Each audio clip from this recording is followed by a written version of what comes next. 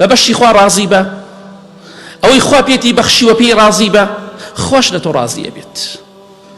خوای گەورە تووشی بەڵاو مصیبەت و ناخۆشیێکی کردی بەبەشی خوا ڕازی بە، خوای گەورە لە تۆ ڕازی دەبێت. خوای گەورە دەفەرمێت دەربارەی ئەهلی بەهەشت، خوا بە ئەهلی باشمان قبوڵ کە، خوا ناسان ئەهلی تەقوا لە قورئان زۆر باس کراوە، رضی الله عنهم ورضوا عنه. خوای گەورە لەوان ڕازیە، لە سەحابە لە ئەهلی بەهەشت ڕزای خوایان دەبێت، و ئەوانش لەو ناز و نیعمەتە و لەوەی کە خوا پیانی بەخشیوە ڕازین. ئەها ڕەزامەندی ئەوان بۆی کە خوا پیانی بەخشیوە هۆکارێ بۆی کە خوا لێت ڕازی بێت. کەواتە ئاگادار بە پێغەمبەری خوا صلی الله عليه وسلم ئەفەرمێ وإن الله إذا أحب قوما ابتلاهم فمن رضي فله الرضا ومن سخط فله السخط. خوای گەورە هەر کەسێکی خۆش بوێ تووشی بەڵای دەکات، تووشی نەخۆشی و ناخۆشی دەکات. بەڵێ بەڵام ئەگەر لە سەرنجامدا کە من تووشی ناخۆشی بم، ئەگەر بە بەشی خوا ڕازی بووم سپاسی خوام کرد، خوا لێم ڕازیە بێ. ئەگەر تووڕە بووم و ناشکوریم کرد، خوا لێم تووڕە ئەبێ. کەواتە بە بەشی خوا ڕازی بە پەیوەندی لەگەڵ خوادا چۆن بێ، هەڵس و کەوت لەگەڵ خوادا چۆن بێ، خوای گەورەش ئاوا پەیوەندی لەگەڵ تۆدا دروست دەکات. لە حەدیثێکی صحیحدا کە ئیمامی ئەحمەد ڕیوایەتێکا و صحیحە دەفەرمێت پێغەمبەری خوا صلی الله عليه وسلم سەیری کە بە دوای ڕەزامەندی خوادا بگەڕێ، خوا لێت ڕازیە بێ.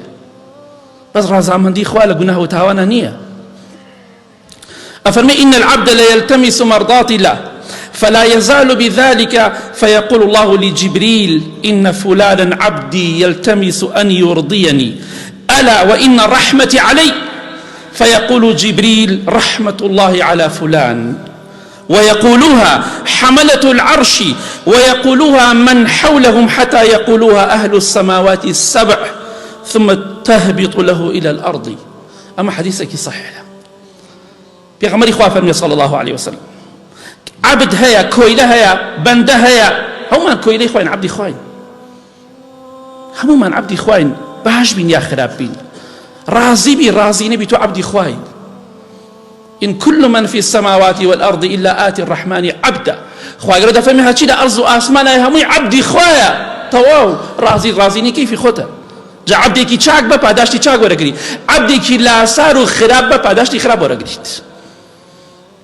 کاتێ عەبدێک بەندەیەک بە دوای ڕەزامەندی خوادا دەگەڕێ، ئەمە دەبێتە هۆی ڕەزامەندی خوا، دەیکەم ئەوە ڕەزامەندی خوایە ئەنجام بێدەم، ئەوە خوا لێم ڕازی دەبێت دەیکەم، ئەوە خوا لێم تووڕە ئەبێ نایکەم. کاتێک ئینسان ئاوای کرد،